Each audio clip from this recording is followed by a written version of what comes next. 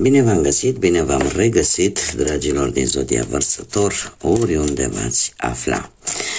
Iată-ne din nou împreună la o nouă lectură pentru primele zile ale lunii lui octombrie, mai exact perioada cuprinsă între 1 și 5 octombrie inclusiv, așa că toți cei care aveți soarele, luna, Venus, ascendentul sau oricare alt aspect astral important pentru voi din harta voastră natală, dar care are legătură cu Zodia Vărsător, această lectură este de asemenea și pentru voi.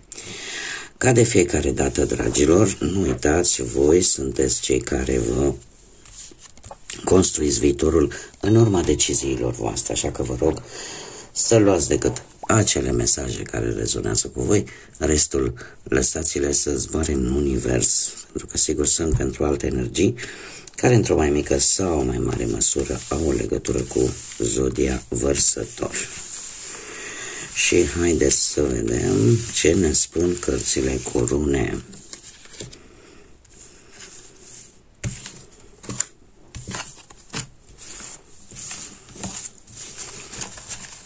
Care este situația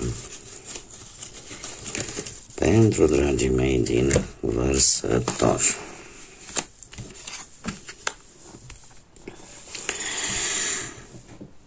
Dragilor dragi,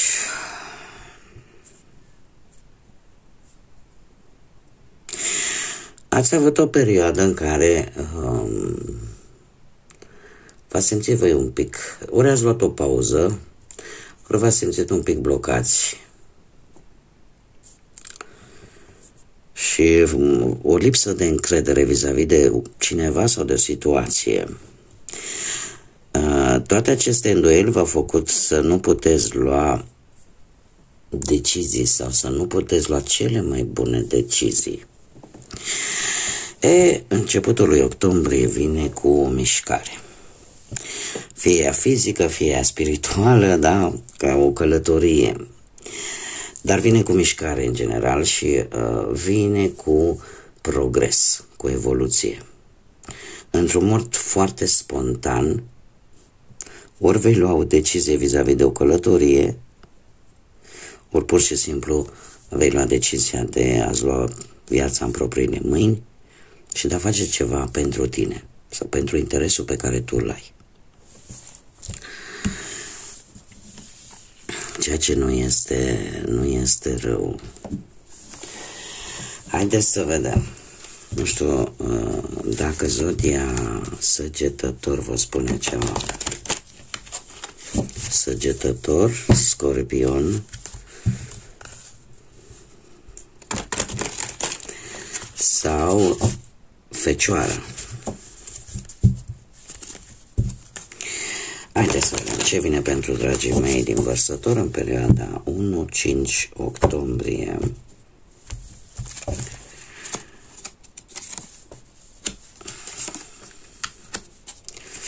Da, se pare că această energie se confirmă cu această lipsă de încredere, cu această... E ceva aici care vouă nu v-a plăcut sau nu v-a căzut bine. Ori o durere emoțională, ori o stare de singurătate acută, ori un refuz, ori se mai întâmplă să facem alegeri rele și să suportăm consecințele. Este perfect normal. Ori pur și simplu cineva v-a spus niște cuvinte care încă vă mai macină, ori poate chiar sunteți într-o fază de recuperare, ca să zic așa, după ceva important, chiar și la nivel medical, chiar dacă mie nu-mi place să intru în această zonă.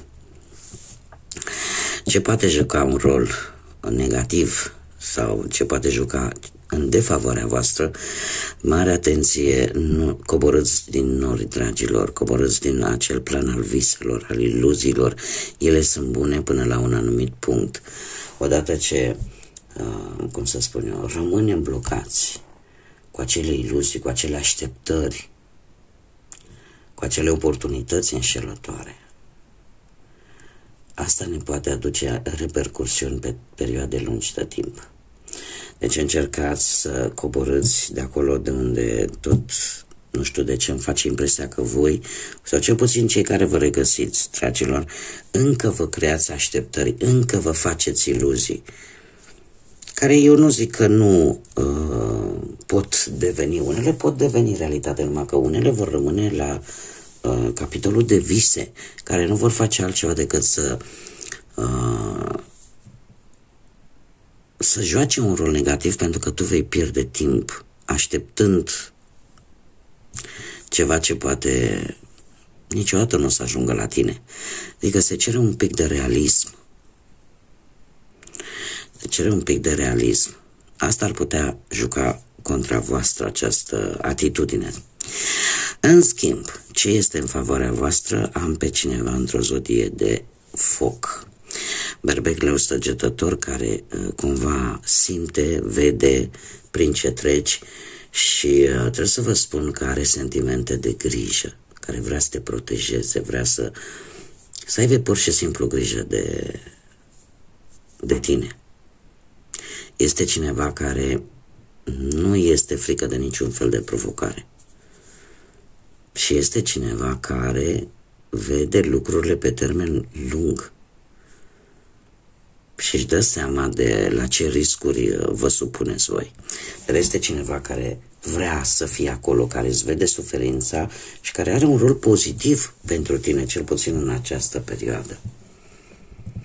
Este cineva în care voi puteți avea încredere sau care te poate ajuta cu problema pe care tu o traversezi și pentru care ești atât de necăjit, atât de supărată. Mergem mai departe. Pe partea sentimentală, mai ales cei care sunteți deja într-o pereche, spune că e ceva aici care vă nemulțumește și nu e vorba de sentimente, poate nu e vorba de emoții, dar ceva este care vă face oarecum să dați înapoi. Nu știu, orică s-a spus ceva, orică, cum să zic eu, ceva a apărut în viața voastră care v-a dat vouă așa, o să vă dea ideea asta de nemulțumire. Da? Că poți să ai, din câte vedem aici, deci eu o decizie voluntară. Voi decideți să plecați, voi decideți să finalizați o anumită relație. Nu știu de ce. Și asta nu pentru că nu ar exista sentimente, ci pentru simplu fapt că poate vrei să te îndepărtezi, tocmai să nu distrugi ceva, să te simți în siguranță, să abandonezi ceva care ție nu-ți mai folosește în relație. Dacă vorbim de cei singuri, se pare că încă nu ați găsit voi ce căutați, așa că și această mică perioadă din octombrie vine cu continuarea călătoriei, ca să zic așa. Deci căutarea încă continuă și pentru voi, cei care sunteți singuri pe plan sentimental. Ce este foarte interesant pe planul muncii? Pe planul muncii, nu știu dacă zodiile de apă vă spun ceva, Rac, pe Scorpion, pentru că se vor repeta și pe planul banilor aceleași zodii. Pe planul muncii lucrurile oarecum se îmbunătățesc. Orică primești tu vreun apel important în urma posibilă al unui interviu, ori sunt mari șanse ca în această perioadă poate chiar să semnați vreun contract, vreo înțelegere. Iar în ceea ce privește banii, de asemenea avem zodii de apă, Rac, pe Scorpion. Pe partea banilor o veste bună. O veste bună care te va ajuta să găsești acea soluție pentru a îmbunătăți partea materială. Și aici, cum bine am văzut, este foarte importantă relația cu o anumită persoană care are legătură cu banii, cu partea asta financiară, că e un asociat, că e un familiar, deja parcă nu prea mai contează, dar este cineva care te poate ajuta pe planul ăsta financiar. Haideți să vedem acum și un mesaj.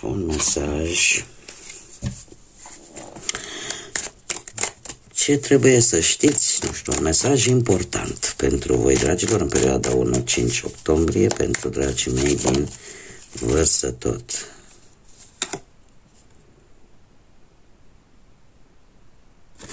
Foarte profund acest mesaj. Spune așa: tu nu ești propriile tale emoții. Adică tu, cum să spun eu,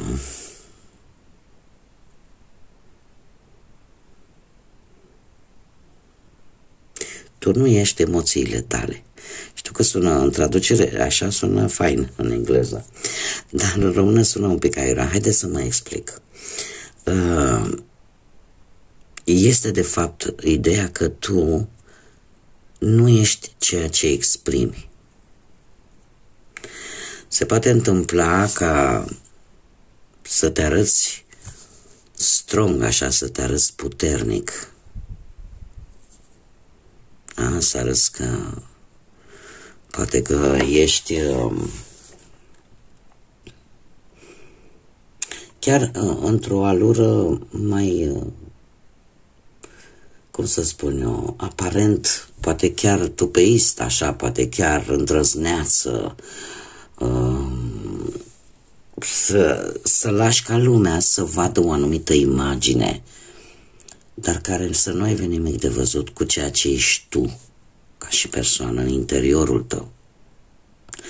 Avem aici două imagini, aici în care, știți cum e, ca spuneau mari actori ai vremii, zice, viața de artist este ziua vesel, noaptea trist. De ce? Pentru că ziua intrau în acea comunicare cu oamenii și oamenii vedeau și își formau o părere vis-a-vis de ei în funcție de rolurile pe care ei trebuiau să le joace. În momentul în care venea noaptea și se dădea acea mască jos, nu mai rămânea decât tristețea. Rămânea acel om și nu rolul pe care a trebuit să-l joace și care a făcut ca restul oamenilor să-l perceapă în funcție de rolurile pe care le-a jucat. E cam așa. Voi nu sunteți neapărat acele emoții pe care le arătați în exterior. Cumva este o barieră, o graniță, aș spune, în care știu cum să spun eu, să nu cădeți în acea capcană în care trebuie să jucați un rol în fața multor oameni și să vă pierdeți. E ca și cum ai juca un rol negativ, nu rămâne în rolul ăla negativ, pentru că tu nu ești așa. Tu nu ești acele emoții. Tu nu reprezinți acele emoții. Da? Ceva de genul ăsta. Este foarte profund acest mesaj. Și eu sper că am reușit să mă facă decât înțeleasă în a le expune. Bun, dragilor, cam atât am avut pentru voi, pentru acest început de octombrie. Eu vă mulțumesc pentru atenție, vă mulțumesc, desigur, pentru tot sprijinul vostru prin intermediul like-urilor, comentariilor și distribuirilor voastre, cum de asemenea le urez bun venit celor noi abonați pe acest canal. Invit pe restul dintre voi care încă nu ați făcut-o să o faceți dacă v-a plăcut, dacă ați rezonat, dacă vreți să mai vedeți acest gen de lecturi. Este gratuit, nu costă absolut nimic. Așa că până data viitoare, când ne vom reîntâlni la o nouă lectură, eu vă doresc tot binele din lume, tot binele din lume, multă energie pozitivă și, desigur, să fiți iubiți, dragilor.